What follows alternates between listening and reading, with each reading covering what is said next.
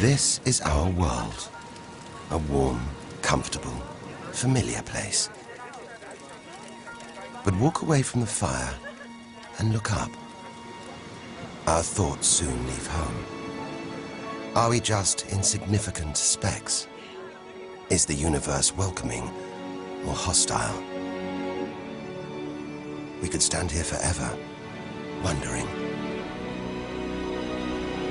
Or we could turn our back on this beach, leave home, to see the universe, from here to its edge, to discover its wonders, confront its horrors. Beautiful new worlds, malevolent dark forces.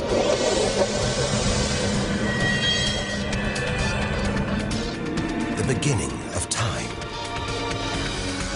The end of the world. Would we have the courage to see it through?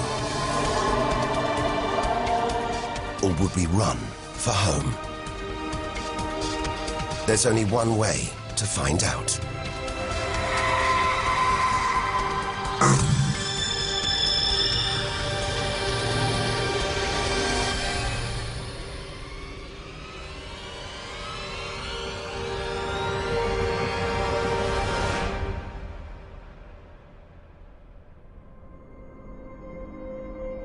The edge of space. Only 100 kilometers up, just an hour's drive from home. Down there, life continues. The traffic keeps moving, stocks go on trading, and Star Trek is still showing. Looks favorable enough at this point that the race should go. The Blue Jays will be without starter Jim Clancy for a couple of weeks. He's having problems this morning for beginning. Order! Will the honourable gentleman resume his seat? Mr. Ashton. But we have to leave all this behind. To dip our toe into the vast, dark ocean beyond.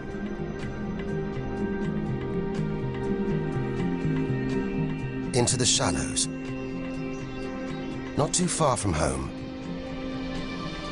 Onto the moon.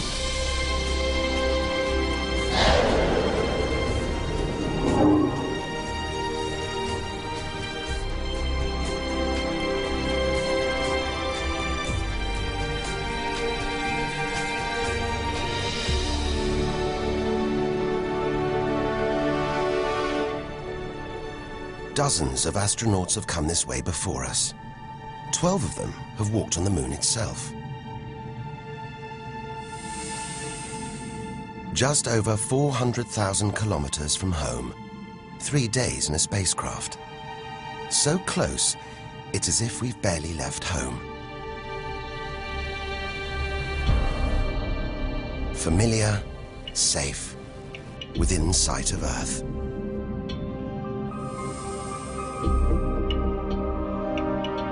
It looks like a deserted battlefield, bombarded by millions of meteoroids and asteroids. But it's quieter now. It's obvious there have been no major collisions for millions of years.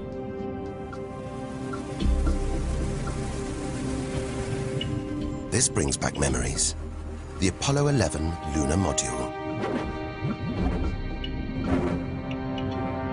Neil Armstrong's first footprints.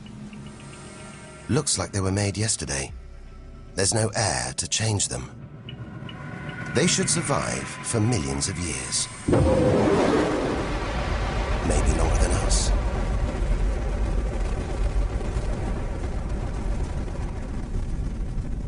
Our time is limited. We need to take our own giant leap. Further than any human has ever traveled.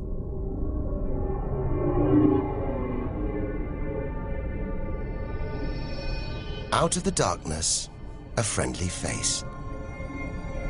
The goddess of love. Venus. The morning star. The evening star. Sometimes she welcomes the new day in the east, Others, she says goodnight in the west. The planet's spectacular yellow clouds reflect the sunlight. That's why this is the solar system's brightest planet. A sister to our planet. She's about the same size and gravity as Earth. We should be safe here. But the Venus Express space probe is telling us these dazzling clouds are made of deadly sulfuric acid, that the planet's atmosphere is choked with carbon dioxide. It's ringing alarm bells.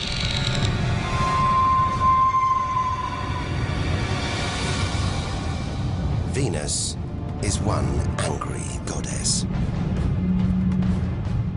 The air is noxious, the pressure unbearable, and it's hot, approaching 500 degrees Celsius. Stay too long, and we'd be corroded, suffocated, crushed, and baked.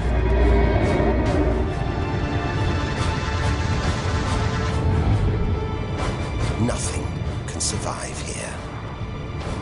Like this. It's a Soviet Venera robotic probe.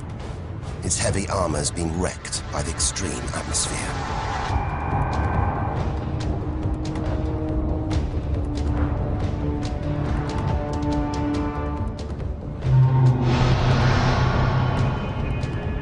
So lovely from Earth, up close, this goddess is hideous.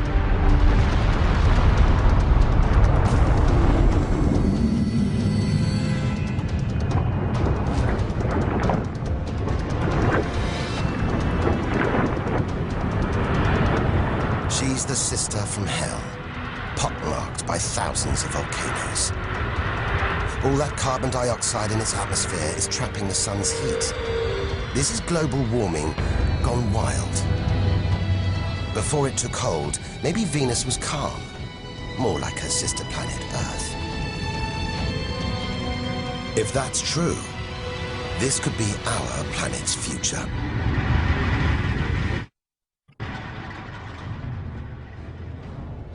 Beginning to think we shouldn't be out here, that we should turn back. But there's something hypnotic about the sun. Like Medusa, too terrible to look at, too powerful to resist, luring us onwards. On, like a moth to a flame. Dwarfed by, scorched by the sun, it's Mercury. Get too close to the sun, this is what happens. Temperatures swing wildly here. At night, it's minus 170 degrees. Come midday, it's 400 plus. Burnt, frozen, and look at those scars. A sign that Mercury had a violent past. The Messenger space probe. It's telling us something strange. For its size, this little planet has a powerful gravitational pull. It must be heavier than it looks. It's like a huge ball of iron, covered with a thin veneer of rock, the core of what was once a much larger planet. Maybe a stray planet slammed into Mercury, blasting away its outer layers in a deadly game of cosmic pinball.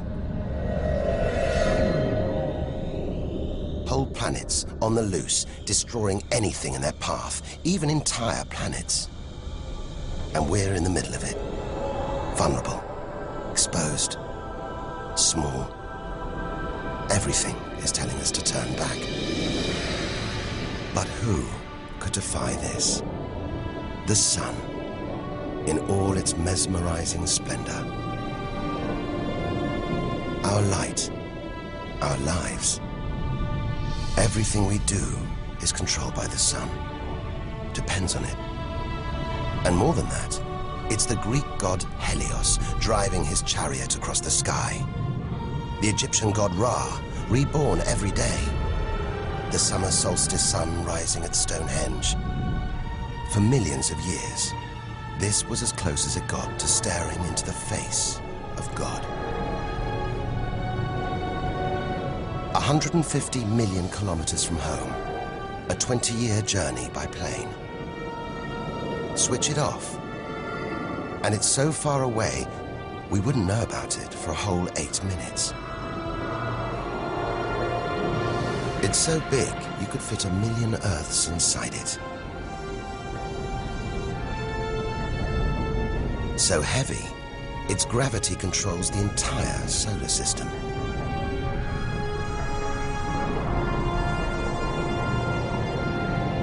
But who needs numbers? We've got the real thing. We see it every day, a familiar face in our sky. Up close, it's unrecognizable. A turbulent sea of incandescent gas. The thermometer rises to over 5,000 degrees. Down in the core, it's got to be tens of millions of degrees.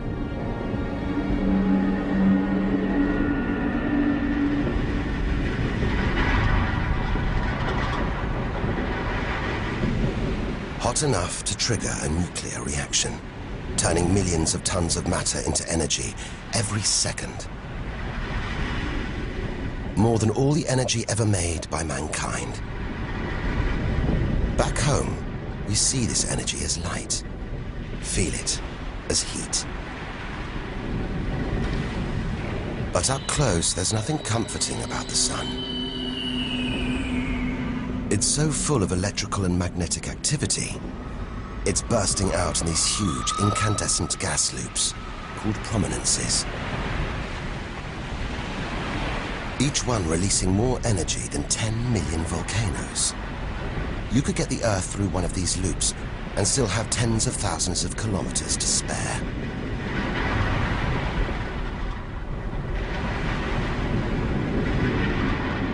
And where they burst through, it's exposing the cooler layers below, making sunspots. They're a fraction cooler than their surroundings. It's why they look black, but they're still hotter than anything on Earth. And they're massive, too.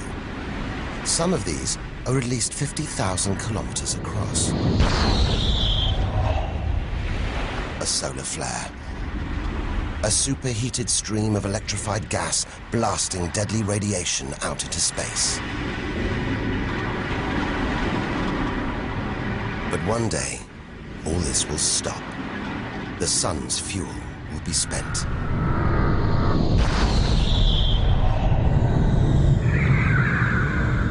When it dies, that'll be it for the Earth as well.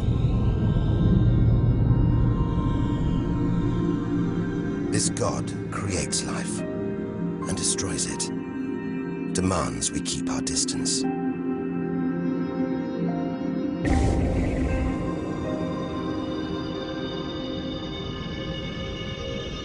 This comet has strayed too close.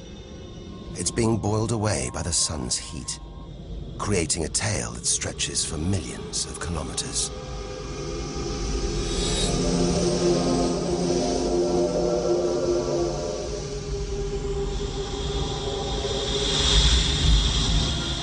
It's freezing in here. There's no doubt where this comet's come from. The icy wastes of deep space.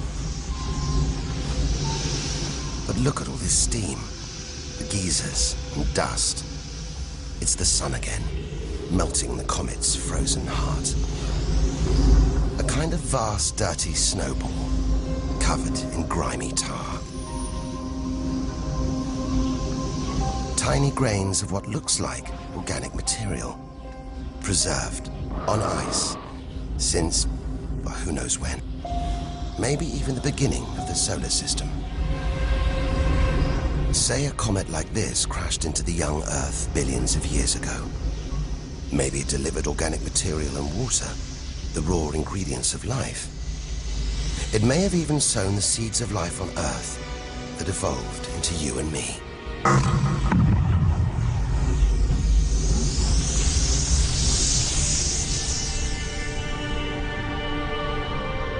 But say it crashed into the Earth now. Think of the dinosaurs, wiped out by a comet or asteroid strike. It's only a question of time. Eventually, one day, unless we can find a way to protect ourselves, we'll go the way of the dinosaurs. The Earth is safe. For now. But if life on Earth was obliterated, we'd be stuck out here, homeless, adrift in a hostile universe. We'd need to find another home. Among the millions, billions of planets, there must be one that's not too hot, not too cold, with air, sunlight, water, where, like Goldilocks, we could comfortably live.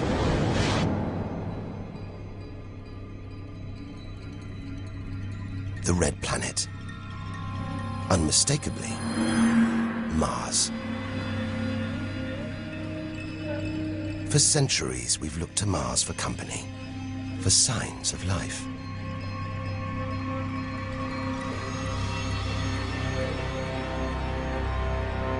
Somewhere down there could be extraterrestrial life. But are we ready to find it? Ready to rewrite the history books, to tear up the science books, to turn our world upside down? What happens next could change everything.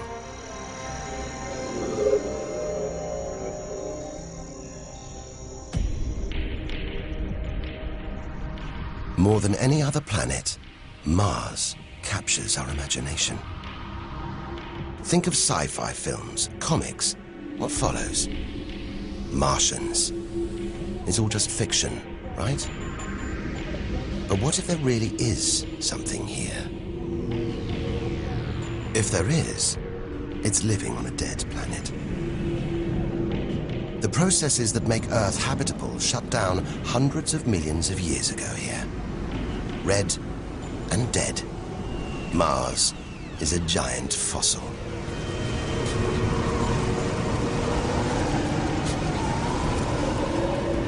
Something's alive. A dust devil. A big one. Bigger than the biggest tornadoes back on Earth. There's wind here. And where there's wind, there's air. Air that could sustain extraterrestrial life. But it's too thin for us to breathe, full of choking carbon dioxide. There's nothing to protect Mars from the sun's ultraviolet rays. And it's cold, as low as -80 degrees, freezing water in the ground, at the poles, and even in the atmosphere, as snow.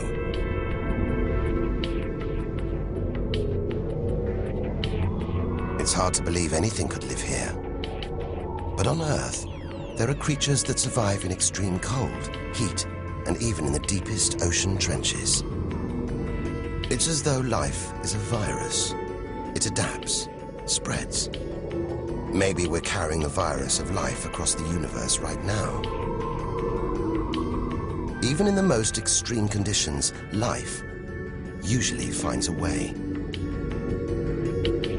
But on a dead planet, with no geological activity to replenish the minerals and nutrients in its soil, no heat to melt its frozen water, and all this dust, it's hard to see where we're going.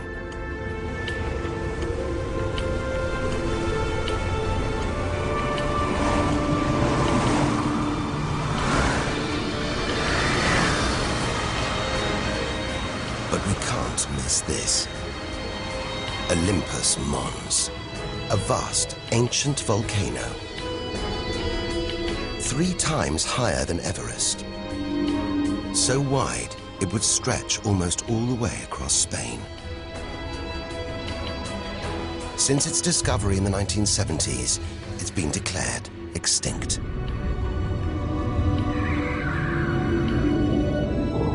It looks like there's something happening on its slopes.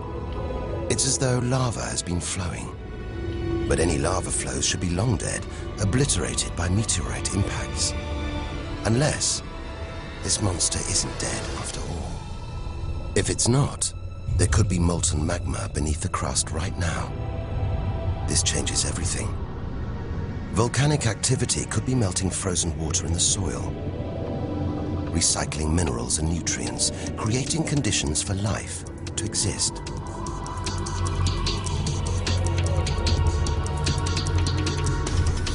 This makes the Grand Canyon look like a crack in the pavement. It goes on and on. So far, it would stretch all the way across North America. But look, signs of activity, erosion, and what looks like dried up riverbeds on the canyon floor. Maybe volcanic activity melted ice in the soil, sending water flowing through this vast canyon. Activity that we now know could still be melting ice, creating water. And where there's water, there could be life. If we can find running water, there's a chance we could find living creatures. Trundling across this desolate landscape, the NASA rover Opportunity. It's finding evidence that these barren plains were once ancient lakes or oceans that could have harbored life.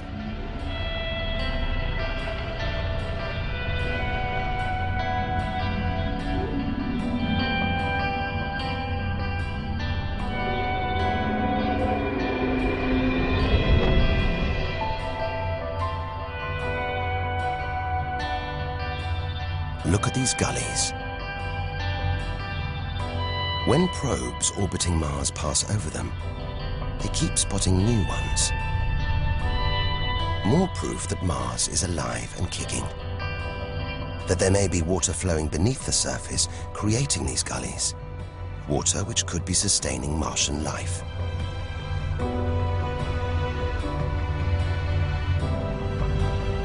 Now all we have to do is find it. Unless we've already found it. Not on Mars, but on Earth. There's one theory that has life starting here before moving to Earth. The idea is that an asteroid impact blasted fragments of Mars, complete with tiny microbes, out into space and onto the young Earth, where they sowed the seeds of life itself. No wonder we find Mars fascinating. It could be our ancestral home. If it's true, it means we're all Martians. The Mars we thought we knew is gone, replaced by this new, active, changing planet. And if we don't know Mars, possibly the solar system's most studied planet, what else don't we know? There must be other secrets out there, waiting to be discovered.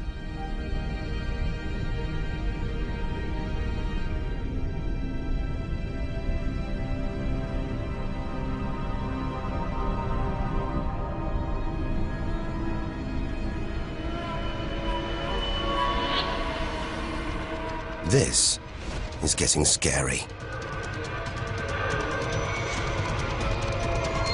It's like being inside a giant computer game.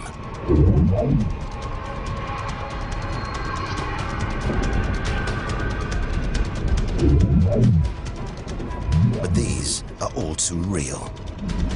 Asteroids, some of them hundreds of kilometers wide. This one must be about 30 kilometers long. And look, perched on it, a space probe. Can't have been easy parking on an asteroid traveling at 80,000 kilometers an hour. It's a lot of effort to investigate some rubble.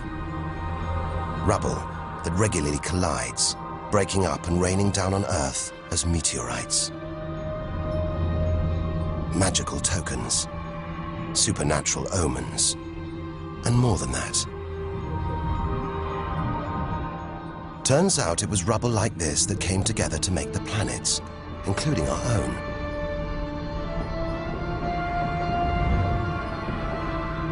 So by dating the meteorites we find on Earth, we know the planets were born 4.5 billion years ago. These are the birth certificates of our solar system, of our planet. But for some reason, these rocks didn't form into a planet. Something must have stopped them. Something powerful. At least 1,000 times bigger than Earth. So vast, you could fit all the other planets inside it. Something this big is going to have a major effect on its neighbors. Its gravity is stopping the asteroids from forming a planet. And just look at it. It's stunning. But up close, maybe things aren't quite what they seem. This huge planet is almost all gas. Land here, and we'd sink through its layers, maybe never hitting a solid surface. And Jupiter's good looks, the product of extreme violence. It's spinning at a huge rate, whipping up winds to hundreds of kilometers an hour, contorting the clouds into stripes, eddies, whirlpools. And this, the legendary Great Red Spot. The biggest, most violent storm in the solar system. At least 3 times the size of Earth. It's been raging for over 300 years. All those churning clouds have sparked an electrical storm. Just one bolt is 10,000 times more intense than any at home.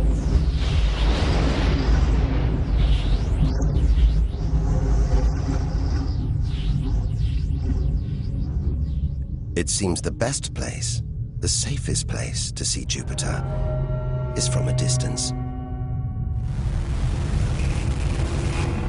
That's just beautiful, dancing round the poles like the aurora back home. But the Geiger counter is going wild. It seems even these are deadly, generated by lethal radiation pulled from space by Jupiter's powerful magnetic field. We're beginning to realize out here, nothing is what it seems. The universe is full of contradictions, deceptions, traps. Right now, we need a safe haven, somewhere to find our feet, catch our breath. Maybe this, the multicolored moon Io, is it?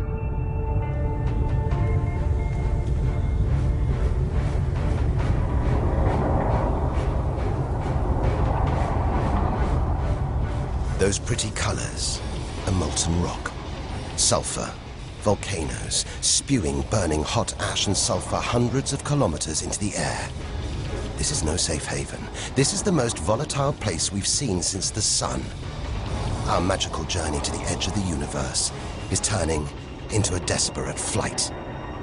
We've got to keep believing, hoping that amidst the dangers, there are wonders waiting to be discovered.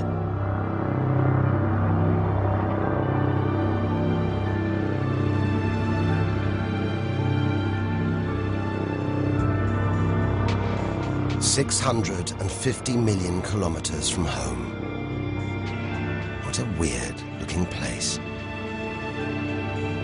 And yet it looks strangely familiar.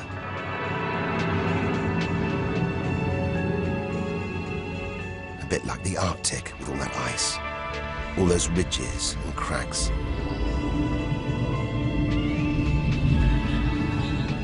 This is Europa, and maybe, like the Arctic, this ice is floating on water, liquid water.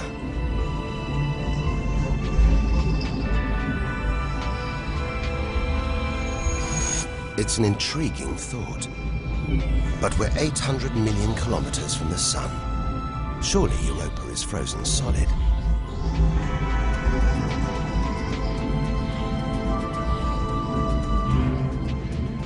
Unless Jupiter's gravity is creating friction deep inside, stopping Europa from freezing solid, allowing life to develop in the waters beneath its frozen crust. We might be meters away from aliens.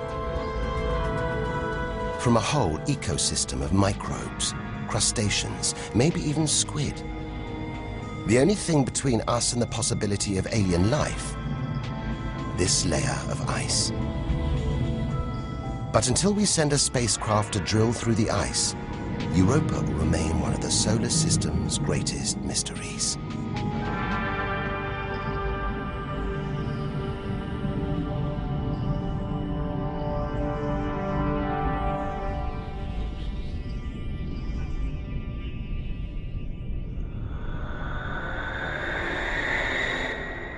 It's captivated our imaginations, haunted our dreams. And here it is, spinning before our eyes. Saturn, the jewel in the solar system's crown. Seeing it makes everything we've experienced worthwhile. There's something magical about Saturn. A giant ball of gas, so light it would float on water. Its spectacular rings would stretch almost from Earth to the Moon, but they're just a few hundred meters deep. That's the Cassini orbiter. It's picking up ghostly radio emissions, probably generated by auroras around Saturn's poles. This is the real music of the spheres. And Cassini is telling us these rings are probably all that's left of a moon shattered by Saturn's gravitational pull. Incomparable beauty from total destruction.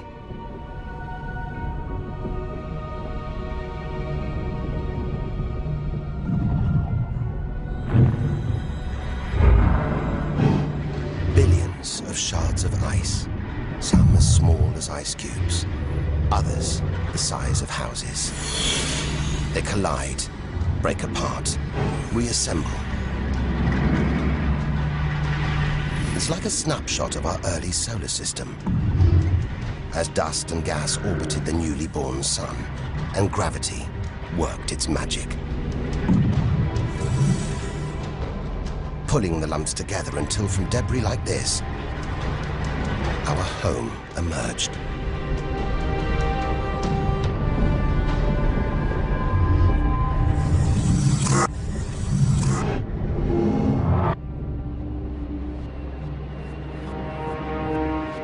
We could stay here forever, gazing at Saturn's seductive allure.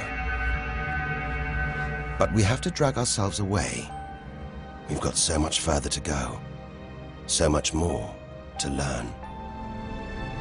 Which isn't easy when the largest object in sight is this moon, wrapped in thick clouds. Titan.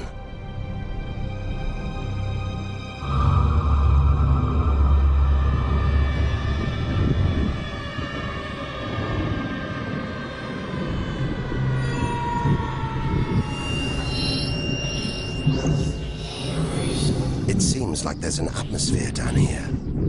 There's wind, rain, even seasons. And look at these rivers, lakes and oceans. It's the most similar place to Earth we've seen so far. Maybe it was worth tearing ourselves away from Saturn after all. Except that's not water.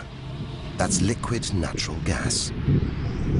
There must be hundreds of times more natural gas here than all the Earth's oil and gas reserves. If we could get it home, it could power our cities, fuel our cars for thousands of years. Or maybe, one day, we could use it here to fuel a colony. Assuming there isn't life on Titan already. The Huygens space probe, dropped onto Titan's surface from Cassini, is here to find out. It's telling us there are organic materials in the soil, but it's so cold, minus 180 degrees. There's no way these could come together to form life. Unless Titan warms up. The sun is predicted to get hotter. When it does, maybe life will spring up here, just like it did on Earth billions of years ago. As the Earth gets too hot for us, maybe we'll move to Titan. One day we might call this distant place home.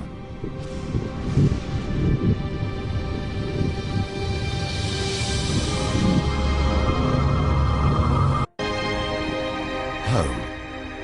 We're at least 1 billion kilometers away now. Beyond this point, we lose visual contact with the Earth. We're standing on a cliff, looking out into the solar system's mysterious outer reaches. If we want to understand the universe, to reach its edge, we have to jump.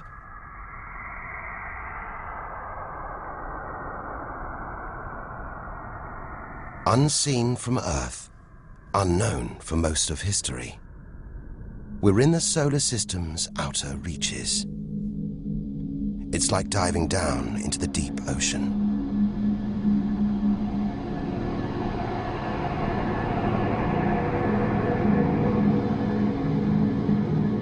Those rings. It looks like Uranus has been tilted off its axis, toppled over by a stray planet.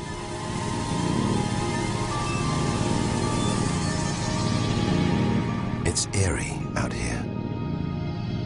Already beginning to feel small, lonely. Maybe this is how we'll feel, what we'll find at the edge of the universe. But we've barely left the shore. Shrink the Earth down to the size of a pea. We've traveled less than 2 kilometers. But to reach the edge of the solar system, we've got to travel another 20,000 kilometers. Out of the deep, another strange beast. The god of the sea, Neptune. This giant is swathed in methane gas. And look, a storm the size of Earth, whipped up by savage 1,500-kilometer-an-hour winds. Back home, it's the sun that drives the wind, but Neptune's too far away. Something else must be creating these ferocious winds, but nobody knows what. Our solar system is huge. It's alarming how little we really know about it.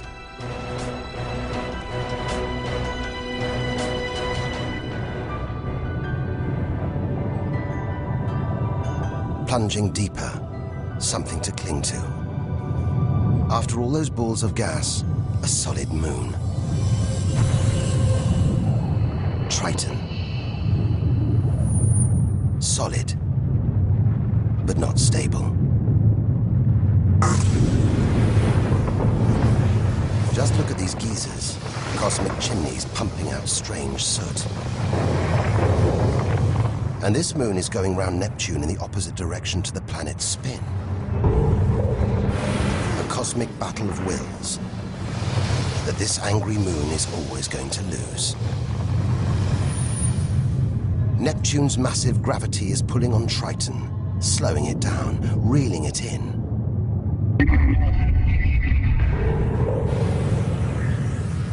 One day, it'll be ripped apart by Neptune. And that's it. No more moons, no more planets to see in our solar system. It's getting colder.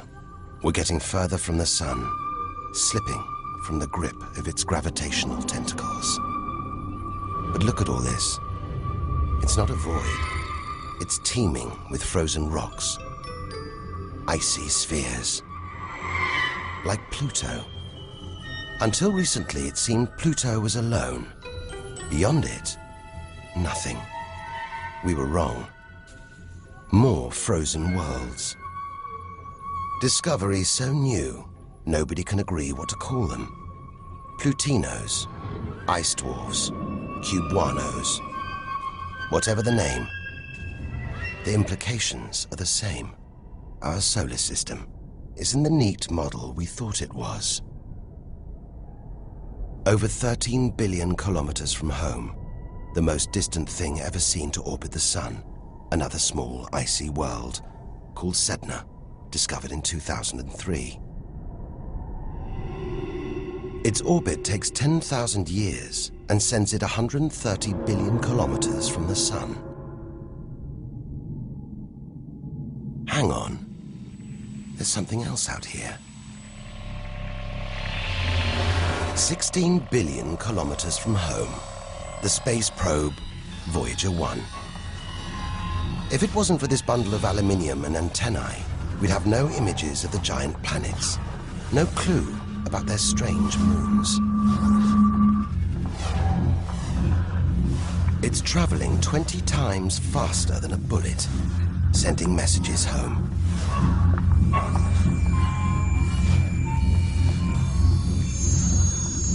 And look, on its side, that gold panel, a kind of intergalactic message in a bottle. There's a greeting recorded in different languages. Hola y saludos a todos. And a map showing how to find our solar system. But if you're in the jungle, is it wise to call out? Anyone, anything could hear our call, find out where we live, and come knocking. Friendly or not. A cloud of cosmic icebergs stretching for what seems like forever. They look like the comet we saw earlier. Maybe it started life out here, until something dislodged it, sending it towards the Sun, just like the comets that may have planted life on Earth billions of years ago. And seeing all this ice, maybe they carried water to Earth too. It's an astonishing thought. The water in the oceans, in your coffee, even in your body, all from this distant celestial ice machine.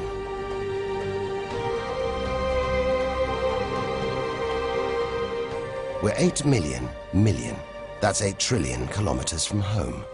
But in reality, this is only a baby step. Ahead, trillions of kilometers, billions of stars. This is it. Time to stop looking in and start looking out. To step out into the big, wide universe. Into interstellar space.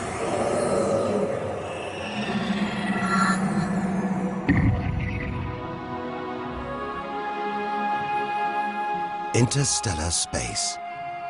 Far beyond our solar system. What a view. Billions of stars like our own sun, many with planets, many of those with moons.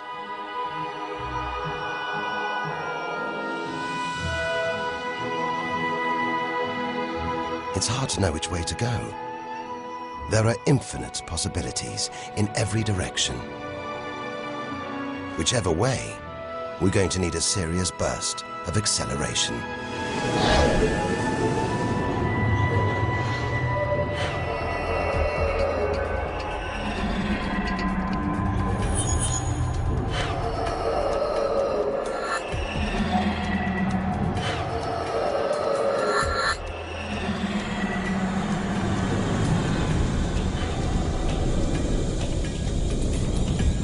$40 trillion kilometers from home. 150,000-year ride in a space shuttle. And we've only just reached the first solar system after our own. Alpha Centauri. Not one, but 3 stars. They're spinning around each other, locked in a celestial standoff. Each star's gravity attracting the other, their insane orbital speed keeping them apart.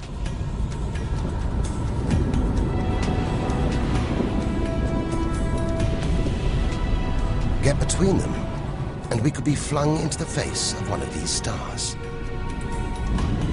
Vaporized, trillions of kilometers from home. So far, the kilometers are becoming meaningless. We're going to have to talk in light years. A beam of light takes 1 year to travel 10 trillion kilometers. So 40 trillion kilometers is 4 light years from home. It's crazy. Distances so vast, they're almost beyond comprehension.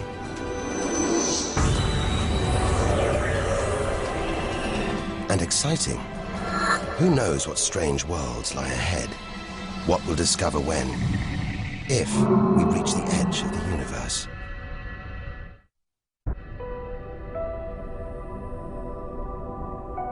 "10 light years from Earth, the star Epsilon Eridani. What spectacular rings of dust and ice, and somewhere in there, planets forming out of the debris, being born before our eyes.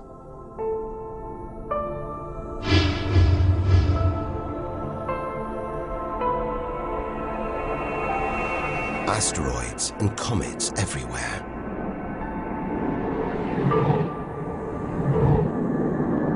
We could almost be looking at our own solar system, billions of years ago, with comets delivering organic molecules, water to these young planets, kick-starting life, just as they may have done on Earth.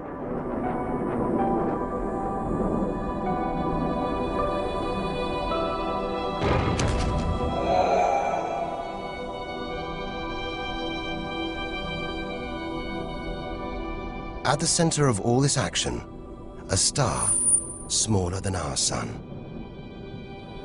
It's still in its infancy. Any life in this solar system would be primitive at best.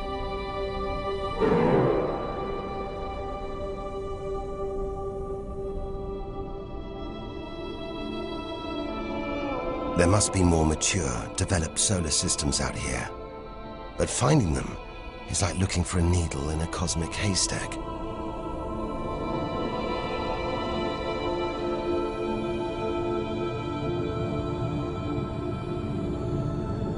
"20 light years from Earth. Star Gliese 581.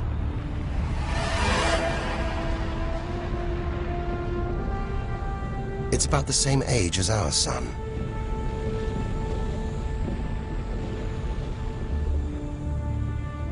And orbiting it, this planet. It's just the right distance from its sun. Any closer and water would boil away. Any further and it would freeze.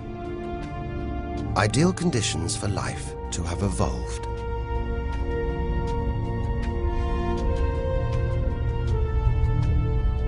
And if comets have struck, delivering water and organic materials, then life, complex beings like us, even civilizations like our own, could be down there, right now. And if there are, even at this distance, they could be tuning into our TV signals, watching shows from 20 years ago. And here's your host, Joe Cochran. But until future generations can find a way of communicating over these vast distances, all we can do is speculate. Us and them, living parallel lives, unaware of each other's existence. Unless life has been and gone.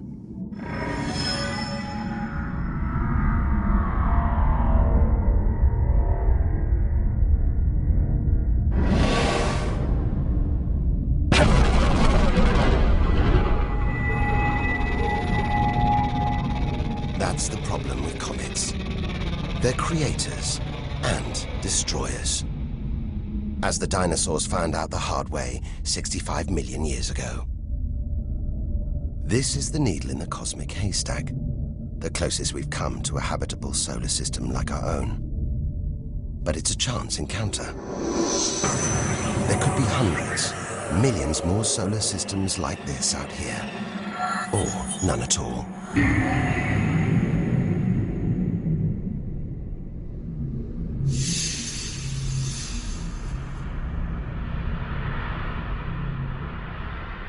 This is vast.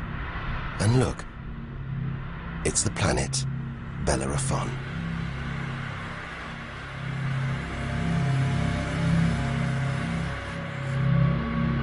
So close to its own sun, it's a miracle it was discovered at all.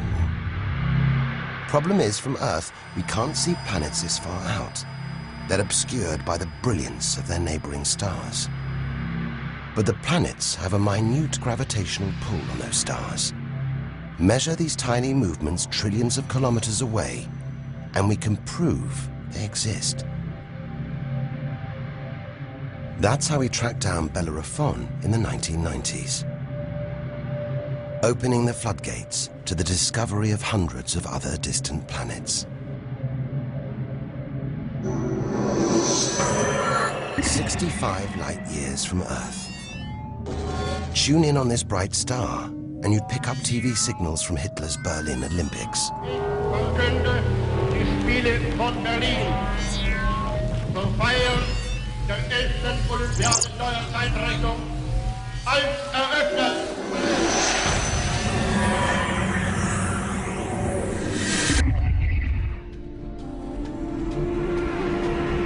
Twin stars. It's Algol, the demon star, feared since ancient times on account of its sinister behavior. From Earth, it appears to blink as one star passes in front of the other. Up close, it's even stranger. One star has expanded into the gravitational pull of the other. It's being sucked towards it. Almost 100 light years from home. Listen. One of the first ever radio broadcasts. Just a faint whisper. We appreciate it if anyone hearing this broadcast would communicate with us. We are very anxious to know how far the broadcast is reached. And then silence. From here on out, it's as if Earth never existed. Any aliens living beyond here will have no idea we're there. It feels like a lifetime ago we stood on that beach, looking up at the sky, wondering where and how we fitted in. It's time to appreciate the wonders we're seeing, not just for what they tell us about our own world. It's what they can tell us about the whole universe, its past and its future.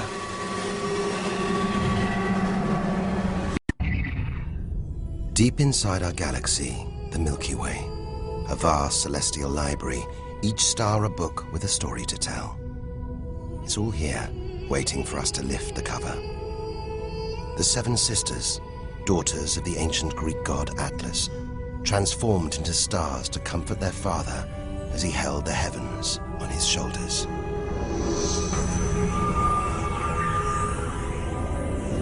And this giant, Betelgeuse, the brightest, biggest star we've seen so far. It's got to be at least 600 times wider than our own sun.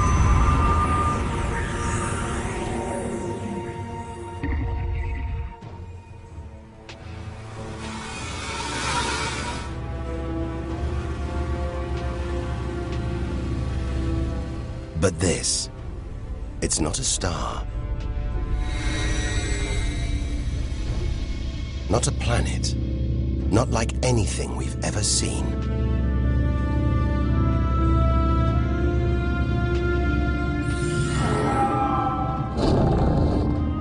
A ghostly spectre, more than 1,300 light years from Earth. Orion's dark cloud. Dust and gas, so dense it's shrouding us, shutting us off from the universe outside. There, deep inside, a ball of light, pulling the dust and gas towards it, heating up, merging into a ball of burning, hot gas. Like a star, like our sun, in miniature. It's millions of degrees inside it. So hot, it's beginning to trigger nuclear reactions, the kind that keep our sun shining. Making energy, radiation, light. A star is being born.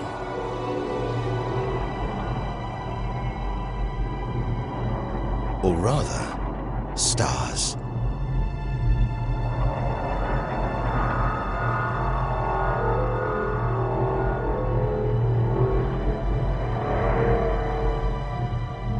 Orion's dark cloud is a vast star factory.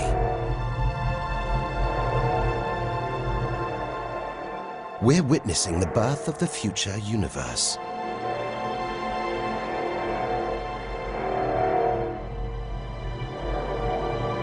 We've come to expect hostile horrors, but we're discovering one of the universe's greatest creative wonders: star birth.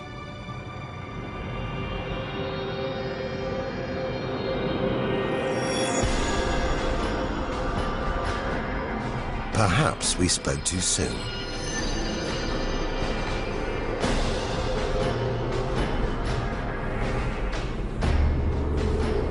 Jets of gas, exploding outwards at 200,000 kilometers an hour,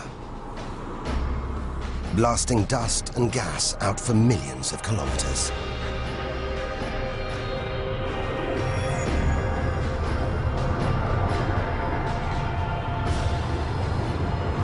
It's unbelievably violent, but look at the results. It's beyond words. Nebula. Vast glowing clouds of gas hanging in space. With no wind out here, they'll take thousands of years to disperse. They seem to be forming a vast stellar sculpture. It makes you realize nature is more than a scientist, an engineer. It's an artist on the grandest of scales. We've seen some strange sights, but this is a masterpiece. A giant horse's head rearing up in space. Stars are born, grow up, and then what? Do they die? Do they slip quietly into the night, or go out with a bang?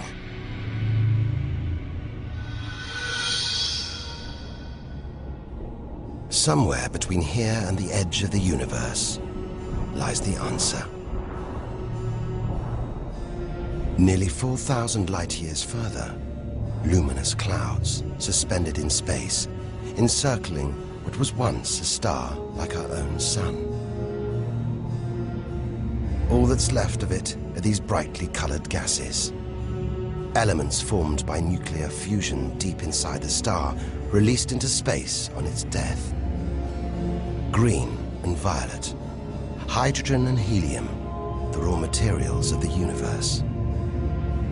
Red and blue, nitrogen and oxygen, the building blocks of life on Earth. For us to live, stars like this had to die. The oxygen in our lungs, the nitrogen in our DNA, it was all produced by nuclear fusion in stars that died long before the Earth was even born. We are made of stellar nuclear waste. Our family tree begins here.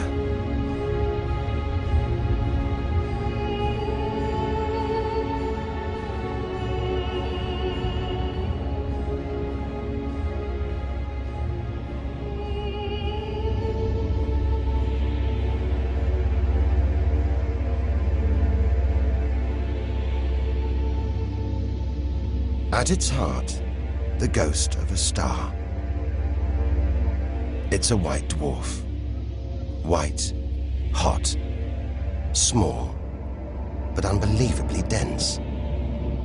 In the star's dying moments, its atoms fused and squeezed together, making it so dense that just a teaspoon of this white dwarf would weigh 1 ton.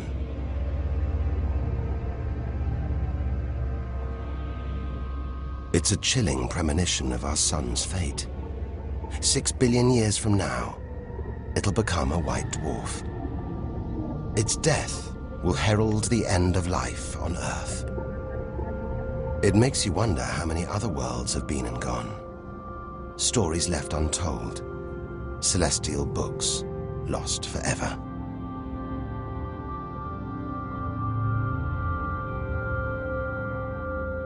But the greatest story of them all is still to be told. we must go back through time to the very first chapter to tell the story of how the universe began.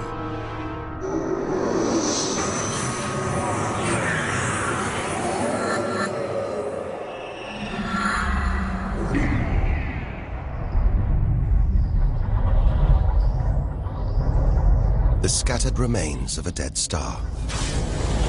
A nebula, the Crab Nebula. We're 6,000 light years from home, deep inside a stellar graveyard. We've learned so much, seen things we'd never have believed possible. Now, sights like this, wonders once beyond imagination, we take in our stride. We're ready. Ready to face whatever lies ahead. Determined to reach the edge of the universe. It looks dead, but maybe this is just the calm after the storm. After a massive explosion. Powerful enough to turn a huge star into a cloud of dust and gas. A supernova.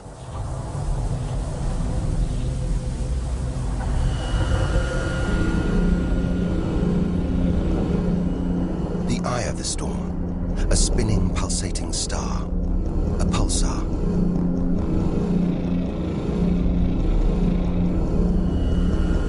Gravity must have squeezed the giant star's core down to this.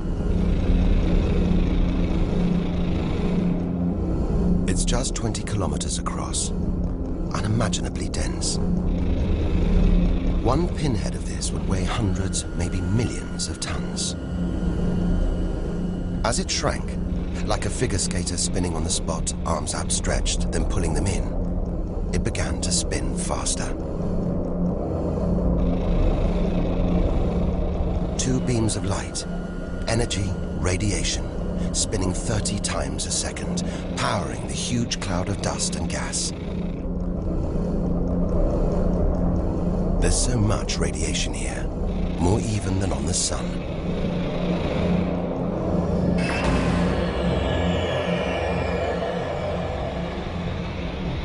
That was easily the deadliest thing we've encountered so far.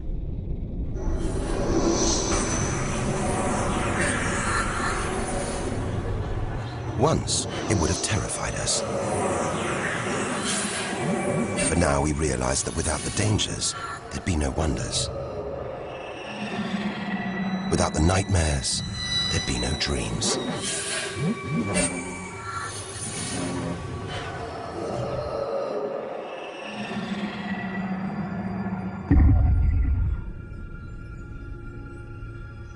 Getting a strange sensation. A feeling, as though there's something bad out here. A malevolent presence. The one thing we didn't want to encounter. Impossibly black, blotting out the stars behind it. We are staring into the face of extinction. The remains of a giant star. A black hole. Instead of contracting to a white dwarf or a pulsar, it just kept on going. Shrinking until it got so small, it's just a few kilometers across. Far denser than a pulsar and impossible to resist.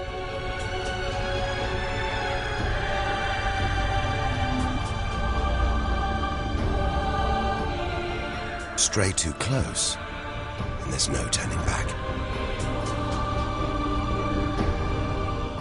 Now we know why it's a black hole.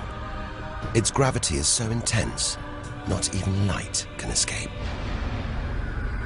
This asteroid, it's a lump of solid rock, but it's actually stretching, being dragged towards the gaping hole.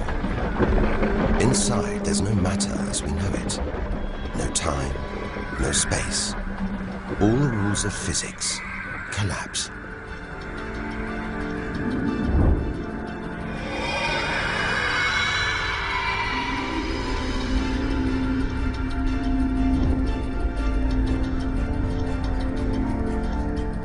The asteroid is gone. Truth is, nobody really knows where. We're looking at the limit of human understanding. There could be millions of black holes creeping around our galaxy. More perhaps than all the stars in the sky. But we wouldn't see them until it was too late.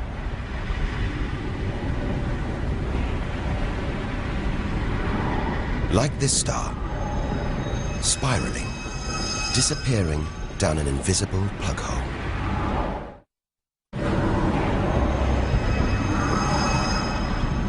Who's to say we don't live inside a vast black hole? That the whole universe isn't inside one right now, inside another universe. Think about it for too long, and your mind reels.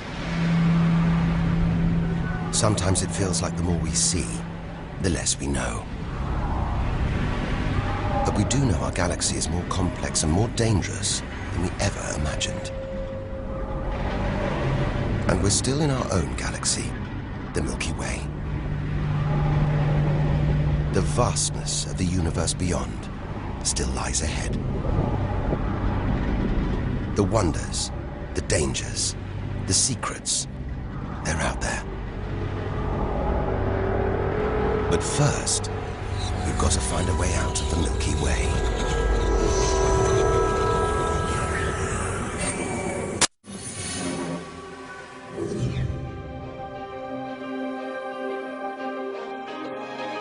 "7,000 light years from home, still deep inside our own galaxy.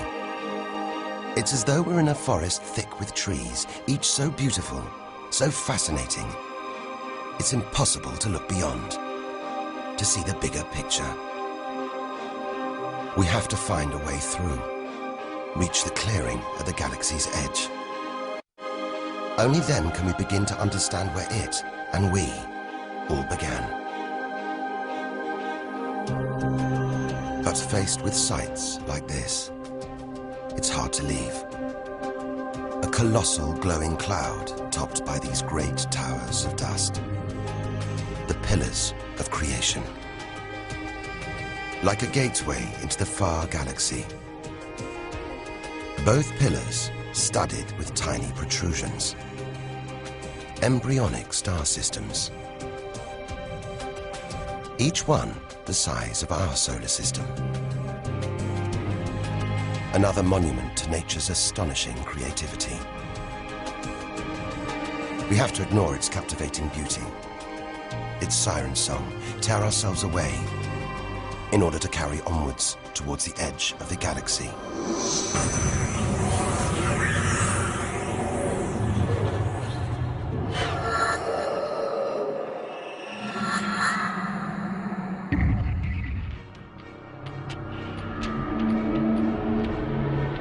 Dazzled by the Milky Way's beauty, we've been blinded to its terrors and strayed into a cosmic minefield. Like an explosion in slow motion, giant clouds of gas are bursting out of this star. A massive star, millions of times brighter than our sun. It's going into meltdown. The fuel that sustains it is running out. The nuclear reactions that power it winding down. We're watching its death throes. Eventually, the core will implode. The result, a new black hole.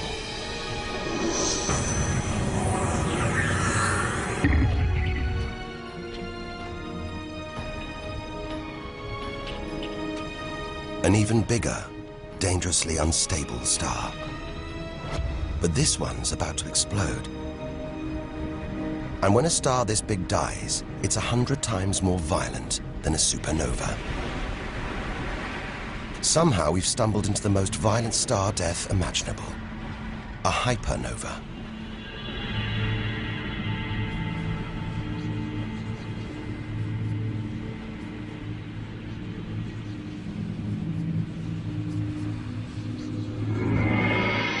The core's collapsed. It's becoming a black hole.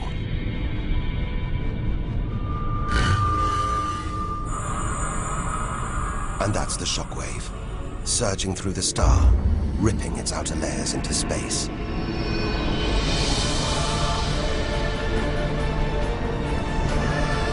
There's lethal radiation everywhere, enough to have a catastrophic effect on any planet unlucky enough to be nearby. When virtually every species on Earth was wiped out 450 million years ago, the culprit may have been one of these. Deadly hypernovas, frozen comets, scorched planets, white dwarfs, red giants, Earth. Tiny drops in a vast pool of white light. Our home galaxy, the Milky Way. We wanted to know where we fit in. Here's our answer.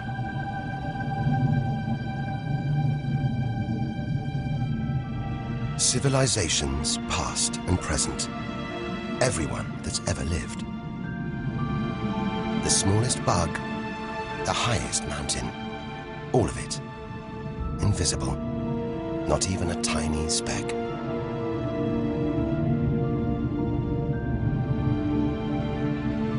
Our home is a minor planet of an insignificant star. If it disappeared right now, who or what would even notice? And yet, so far we found nowhere else we would rather live. Nowhere we could live. It's only now, far from home, that we're beginning to truly appreciate it.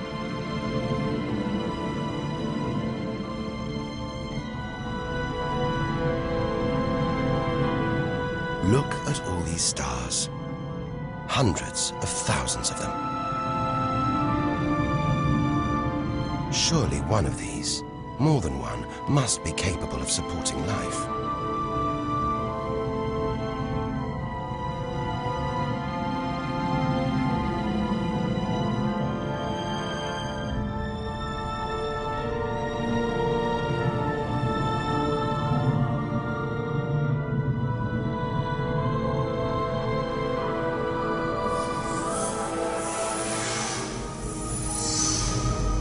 Maybe here, in this swarm of stars, the Great Cluster.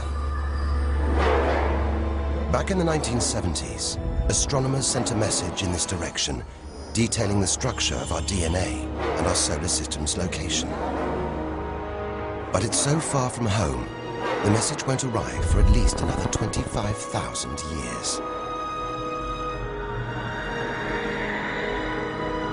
We haven't found alien life yet. But neither have we found any reason to believe it isn't out here, somewhere.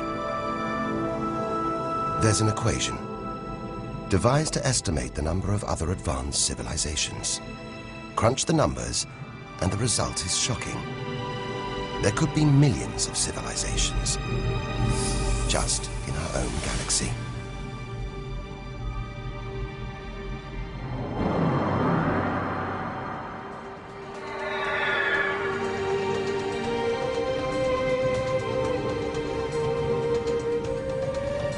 Everything we have seen so far is inside the Milky Way.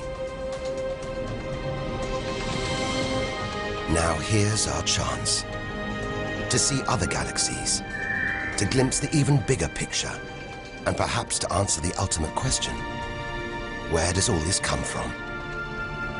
We are now ready to leave our solar system, our galaxy, and enter intergalactic space.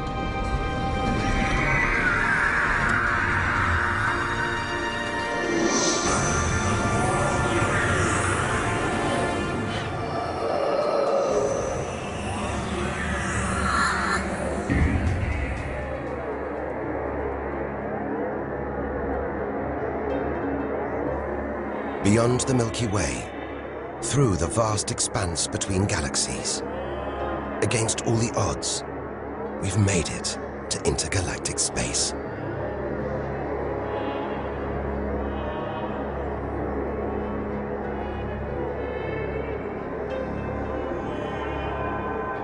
Out here, there's no horizon in sight. Even the closest galaxies are millions of light years away. the remains of galaxies ripped apart by the Milky Way's huge gravitational pull. Scattered through, nothing.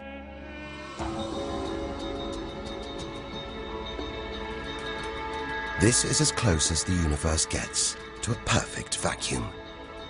But even this isn't totally empty. There are thin wisps of gas, fine traces of dust, and something else. Dark matter. So mysterious we can't see it, feel it, taste it, touch it, or even measure it. Yet so common, it could make up over 90% of all the matter in the universe. If dark matter does exist, it means there's no such thing as empty space. Even out here, we're surrounded by matter. We only know it exists because of the strange hold it exerts on galaxies, like this one, the Large Magellanic Cloud.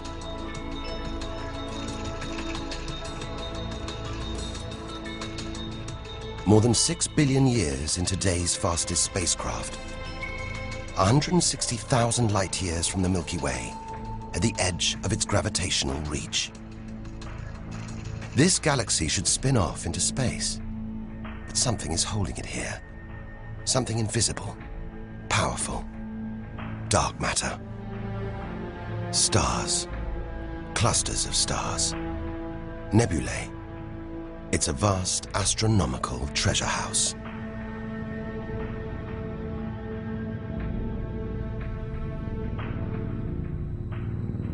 But look at this. It's like a string of gleaming pearls. It's a fireball, expanding out from what must have been a massive explosion, a supernova. So bright that when light from the explosion reached the Earth in 1987, it was visible with the naked eye. And so violent, it triggered a string of nuclear reactions, forcing atoms together, creating new elements. Gold, silver, platinum, blasting them out into space.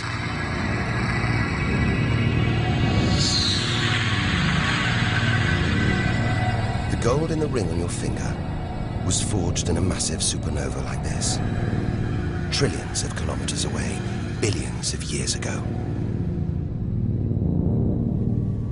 Before we left home, the universe seemed separate. Something out there, up in the sky. We were wrong. The story of the universe is the story of every one of us.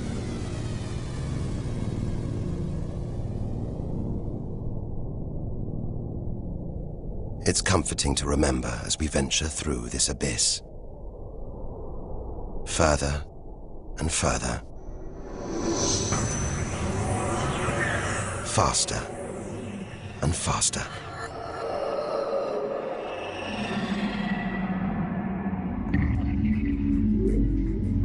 The Andromeda Galaxy, 2.5 million light years away. It's moving through space at nearly 1 million kilometers an hour. Everything in space is moving apart like shrapnel from an explosion. We're seeing this galaxy as it was when our ape-like ancestors first walked across the African plains.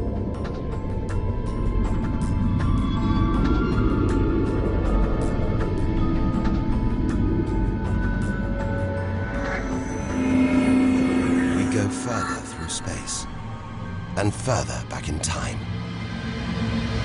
This doesn't look right. A whole galaxy exploding. The only thing large enough to cause an explosion on this scale has to be another galaxy.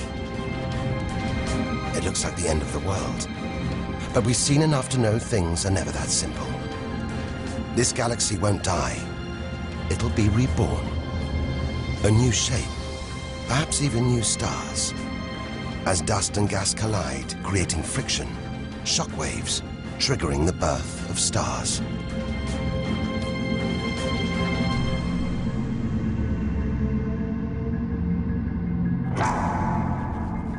There's order in this chaos, a pattern behind the infinite variety. An endless cycle of birth and death, creation and destruction. It's a pattern woven through the vast fabric of space that binds each of these galaxies. There are billions of galaxies in the universe, each with billions, even trillions of stars. Possibly more stars than there are grains of sand on all the beaches on Earth. And all of these are just the stars that exist now.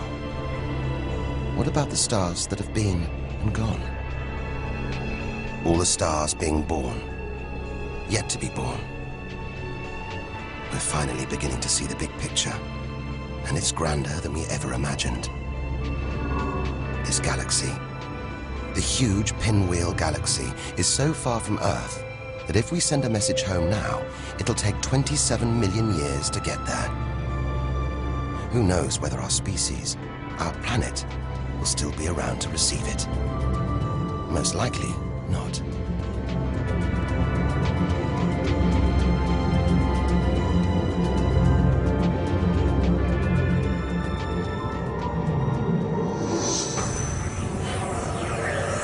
We travel on, back through time.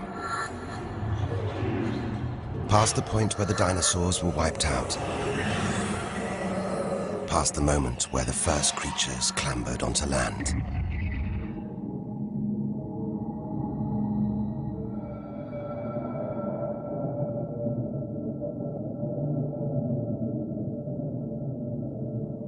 "2 billion light years from home. Closing in on the edge of the universe, going back to the beginning of time. This isn't a galaxy. It's brighter than hundreds of galaxies put together. A blinding beam of energy bursting out for trillions of kilometers.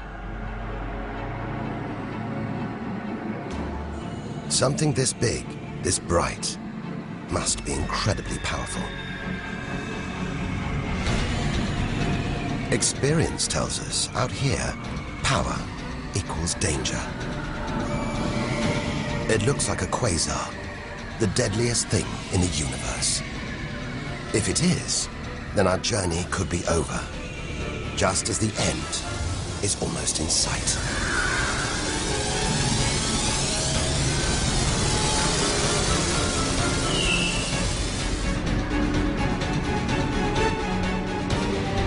The deadliest, most powerful thing in the universe. A quasar. A swirling cauldron of super-hot gas, brighter than hundreds of galaxies.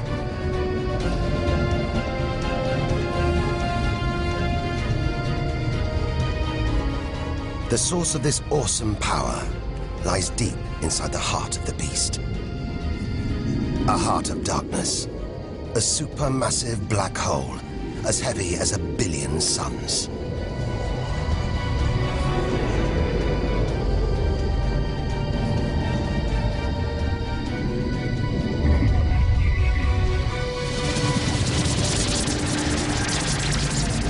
It's ripping apart whole stars, sucking their gases into the quasar, devouring them, until they're nothing, lost forever from the visible universe.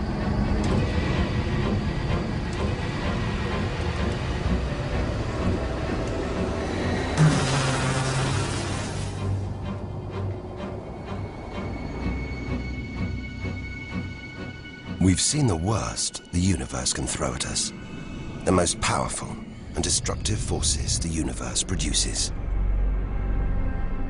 Now it's on to the very edge of the universe. It's almost within reach.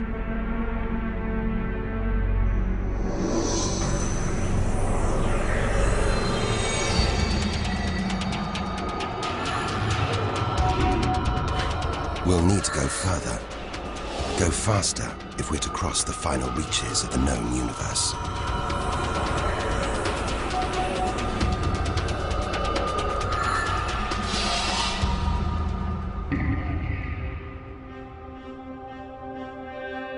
"8 billion light years from home. More galaxies. But these look different. Ragged, small, close together. We're so far back in time, we're seeing these galaxies as they were before the Earth was even born. They're still young, still growing. We're getting closer to where and how it all began. 12 billion years ago.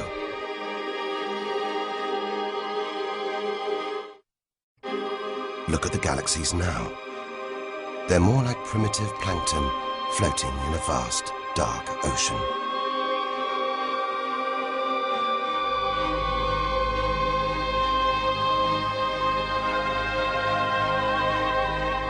It's magical. Clouds of dust and gas, dancing, forming a shape, merging to make embryonic galaxies. This is how our own galaxy was born.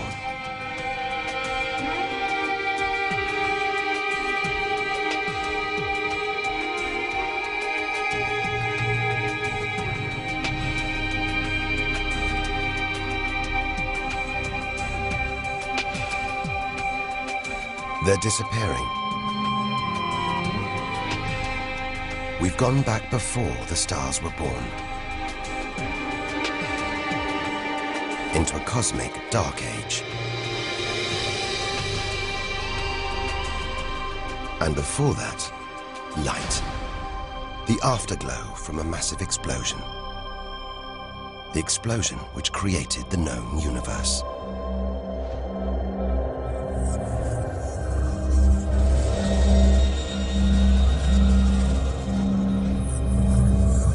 We're almost there.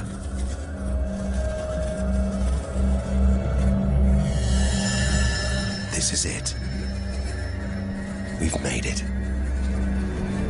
The edge of the universe. 130 billion trillion kilometers from home. 13.5 billion years ago.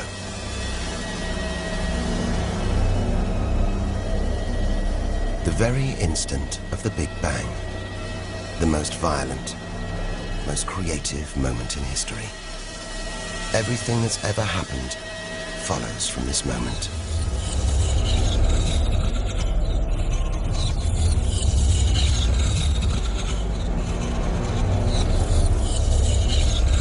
Every religion, every culture has pondered it. But we still don't know what sparked this act of creation, or why. This is where our journey ends, and the universe begins.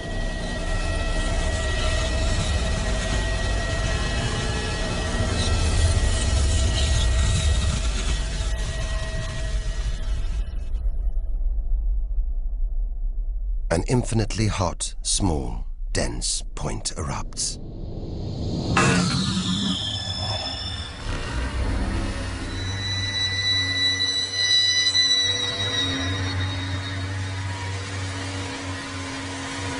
Creating space, time, matter, our universe itself. First, it's the size of a subatomic particle. The tiniest fraction of a second later, it's big enough to hold in the palm of your hand. Moments later, it's the size of the Earth.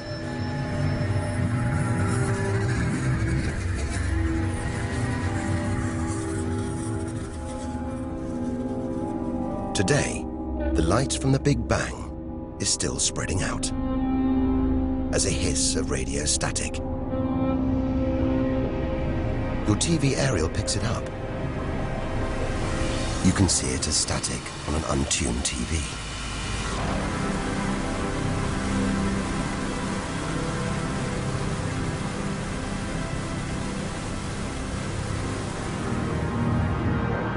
We go on. Forwards through time, riding the blast wave. All the things we've seen on our journey are sparks flying out from the Big Bang. Galaxies, stars, planets, all just debris.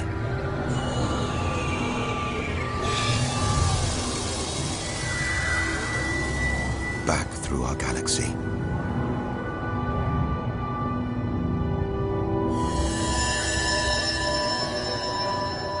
Our solar system. Until we reach another cooling cinder, swirling in the afterglow of the Big Bang. The Earth.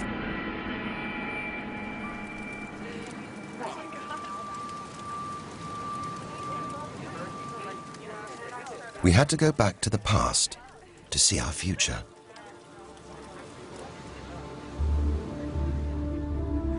Three billion years from now, the vast Andromeda galaxy smashes into our own.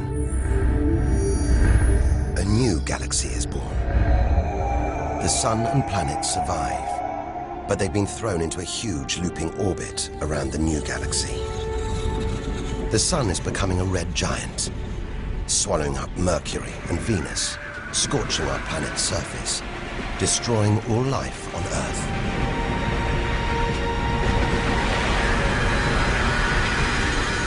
The sun dies, shrinking to a white dwarf. Neighboring stars are dying too, being replaced by white dwarfs, pulsars, black holes. The lights are going down on the galaxy.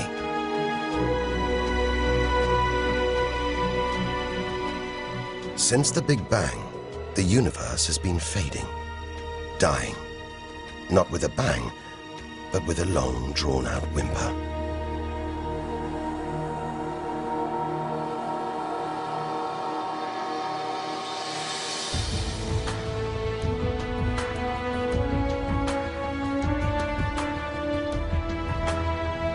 But there could be a way out, an escape route from our dying universe. It might be possible for our distant descendants to find a shortcut through space and time, a wormhole. If there are other universes, it could take our descendants from our doomed universe into a parallel one, where they could find another Earth, still in the prime of life. If they're lucky enough, they will live on in a new universe. A new home.